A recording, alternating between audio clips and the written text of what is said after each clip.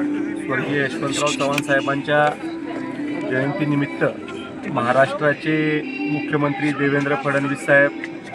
Bharatiya Janata party Satara जिल्हा यांच्या वतीनं विनम्र अभिवादन करून आदरणीय स्वर्गीय यशवंतराव चव्हाण साहेबांच्या प्रयत्नाप्रमाणे महाराष्ट्राची प्रगती उत्तरोत्तर व्हावी, महाराष्ट्र राज्याला एक प्रगत राज्य बनवण्याचं जे स्वप्न आदरणीय चव्हाण साहेबांचं होतं, त्या स्वप्नाला अनुसरून त्या स्वप्नावर आदरणीय देवेंद्र फडणवीस साहेब मोठ्या प्रमाणावर काम करतात आहेत. आज महाराष्ट्र राज्य हे देशामधलं आर्थिकदृष्ट्या सगळ्यात प्रगत राज्य आहे. आज 7,67,000 कोटी रुपयाचा अर्थसंकल्प हा आदरणीय देवेंद्र फडणवीस साहेबांनी राज्याला सादर केला आणि ज्या चव्हाण साहेबांनी संयुक्त महाराष्ट्राची निर्मिती करण्यामध्ये खूप मोठा सहभाग घेतला, संयुक्त महाराष्ट्राची निर्मिती केली आणि संयुक्त महाराष्ट्राची निर्मिती केल्यानंतर पंचायत राज व्यवस्था,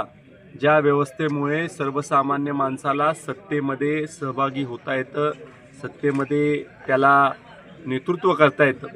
अशा पंचायत राज व्यवस्थेची स्थापना ही स्वर्गीय यशवंतराव चव्हाण साहेबांच्या नेतृत्वाखाली झाली. सहकार क्षेत्र असेल, संरक्षण क्षेत्र देशाचं असेल, राज्याच्या विविध विभागांना दिशादर्शक अशा पद्धतीचं धोरण करून देण्याच्या बाबतीमधलं काम हे आदरणीय यशवंतराव चव्हाण साहेबांनी केलं. एक मोठा वैचारिक वारसा आपल्या राज्याला कैलासवासी यशवंतराव चव्हाण साहेबांनी दिला आणि सर्वसामान्य कुटुंबामधला एक व्यक्ती ह्या राज्याच्या शिखर पदावर बसून राज्याला पिढ्यानपिढ्या दिशा देऊ शकतो, अशा पद्धतीचा एक वारसा हा आपल्यासाठी आदरणीय यशवंतराव चव्हाण साहेबांनी ठेवलेला आहे. आज महाराष्ट्र सरकारच्या वतीनं या सबंध परिसराचा पुनर्विकास करण्यासाठीचा प्रकल्प हा विचाराधीन असून आपल्या यशवंतराव चव्हाण साहेबांच्या समाधीस्थळाचं रिडेव्हलपमेंट, रिव्हरफ्रंट म्हणजे नदीकाठ पुनर्विकास आणि त्याबरोबर एलिव्हेटेड नेकलेस रोड जो 2 जिल्ह्यांच्या मार्गाला जोडू शकेल, स्टेट हायवेला नॅशनल हायवेपर्यंत जोडण्यासाठीचा जो प्रकल्प आपण राज्य सरकारकडे सादर केला होता, त्याचं एस्टिमेट होऊन 485 कोटी रुपयाचा आराखडा हा राज्य सरकारकडे आता जिल्हा प्रशासनाच्या माध्यमातून सादर करण्यात आलेला आहे. माझा भविष्य काळामध्ये प्रयत्न राहणार आहे, ह्या मतदारसंघाचा लोकप्रतिनिधी म्हणून या मतदारसंघामध्ये सगळ्यात महत्त्वाचं काम हे स्वर्गीय यशवंतराव चव्हाण साहेबांची आठवण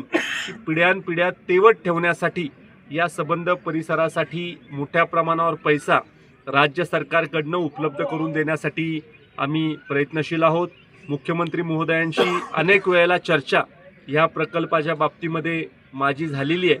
पण मागणी केल्यानंतर नेमकं आपल्याला काय करून पाहिजे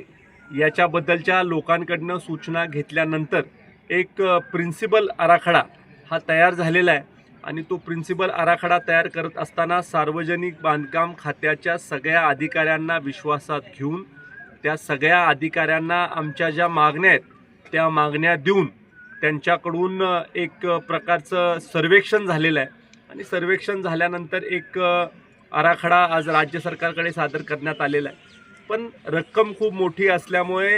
राज्य पातळीवर याचा विचारविनिमय होईल. हाय पॉवर कमिटीकडे आज नगर विकास विभागाचा हा प्रकल्प सादर होईल आणि त्याच्यानंतर राज्य सरकार योग्य तो निर्णय त्याच्यावर निश्चित स्वरूपी येणाऱ्या काळामध्ये घेईल. सगळ्या लोकांना बरोबर घेऊन विकासाची जी आपली संकल्पना आहे ती साधण्यासाठीचा प्रयत्न आपण भविष्य काळामध्ये करणार आहोत आणि त्यामुळं आज मला खात्री वाटते की आज स्वर्गीय चव्हाण साहेबांच्या जयंतीच्या निमित्तानं हा जो महत्त्वाकांक्षी प्रकल्प आपण शहरासाठी करायचा म्हणतोय, ह्याला एक नवीन गती येणाऱ्या काळामध्ये मिळेल, अशा प्रकारची आशा देखील मी आज व्यक्त करतो.